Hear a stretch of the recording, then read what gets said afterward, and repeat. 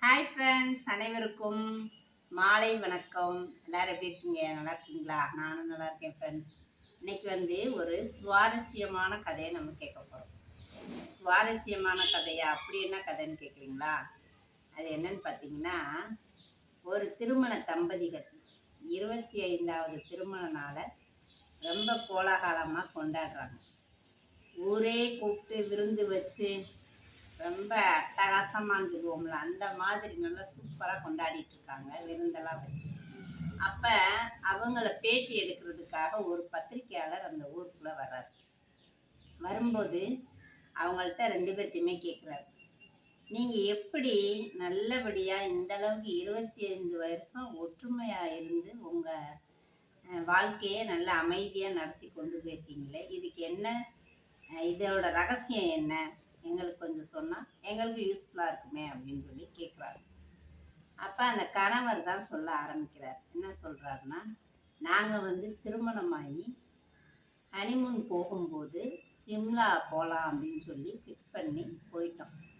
அப்போ போகும்போது அந்த ஊரை சுற்றி பார்க்குறதுக்காக 2 குதிரையை நாங்கள் புக் பண்ணி வச்சு 2 பேரும் ஆளுக்கு ஒரு குதிரையில் போயிட்டுருந்தோம். அப்போ போகும்போது 2 பேரும் போயிட்டு இருக்கும்போது என்னோட குதிரை நல்லா அமைதியாக இருந்தது. ஆனால் என்னோட மனைவி குதிரை ரொம்ப சேட்டை பண்ணுச்சு, சுட்டியாக இருந்துச்சு அப்படின்னு சொல்கிறார். அப்படியான்னு சொல்லி ஆச்சரியத்தோட பத்திரிக்கையாளர் கேட்குறார். ஆமாம். அப்போ கொஞ்சம் தூரம் போன உடனே இந்த குதிரை சேட்டை பண்ணிக்கிட்டே போகும்போது என் மனைவி கீழே விழுந்துட்டாங்க அப்படின்னு சொல்கிறார். கீழே விழுந்தவங்க எந்திரிச்சு குதிரைகிட்ட, இதுதான் உனக்கு முதல் தடவை அப்படின்னு சொல்லிட்டு ஏறி உட்காந்துட்டு போகிறாங்க. திருப்பி என்ன பண்ணுறாங்க, 2வது கொஞ்சம் தூரம் போன உடனே திருப்பி அதே மாதிரி குதிச்ச உடனே என் மனைவி கீழே விழுந்துட்டாங்க. அதே மாதிரி அவங்களே எந்திரிச்சு, இதுதான் உனக்கு 2வது முறை அப்படின்னு சொல்லிட்டு குதிரை மேலே உட்காந்து போயிட்டு இருக்காங்க. திருப்பி கொஞ்சம் தூரம் போனோன்னா அதே மாதிரி அந்த குதிரை சேட்டை பண்ணிடுச்சு. என்ன பண்ணிட்டாங்க, கீழே விழுந்துட்டாங்க. விழுந்து எந்திரிச்ச உடனே உனக்கு அவ்வளோதான் முடிஞ்சுன்னு சொல்லி கையில் இருந்த துப்பாக்கி வச்சு அந்த குதிரையை சுட்டாங்க. சுட்ட உடனே எனக்கு ஒரே படபடப்பாயிடுச்சு. என்ன இப்படி பண்ணிட்ட அப்படின்னு சொல்லி எனக்கு கோவம் அதிகமாகிடுச்சு. உடனே போய் மனைவிட்டு, ஏன் இப்படி பண்ண, ஒரு வாயில்லாத ஜீவன் மிருகத்தை நீ கொண்டுட்டியே, இது எவ்வளோ பெரிய பாவம் தெரியுமா அப்படி இப்படின்னு நான் சத்தம் போட்டேன் அப்படின்னு. அதுக்கு என் மனைவி சொன்னாங்க, இதுதான் உனக்கு முதல் முறைன்னு சொன்னாங்க. அன்னைக்கு நான் வாயை மூடினவன் தான். 20 வருஷமாக எங்கள் வாழ்க்கை அமைதியாக போயிட்டுருக்கு. அதனால தான் நாங்களும் 25வது பிறந்தேயும் திருமண நாளை ரொம்ப சிறப்பாக கொண்டாடுறோம்.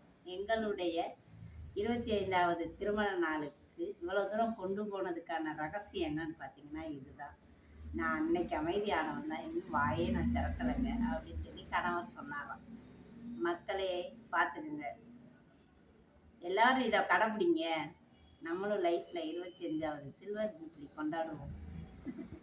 நம்மளுக்கு பயனுள்ளதாக இருக்குல்ல மக்களே. ஓகே, கதை பிடிச்சிருக்கா? கதை பிடிச்சிருந்தா லைக் பண்ணுங்கள், மறக்காமல் சப்ஸ்கிரைப் பண்ணுங்கள், உங்கள் மலரக்காவுக்கு சப்போர்ட் பண்ணுங்கள். இன்னொரு கதையில் நம்ம மீண்டும் சந்திப்போம். அதுவரைக்கும் உங்களிடமிருந்து விடைபெறுவது உங்கள் மலரக்கா. பாய்.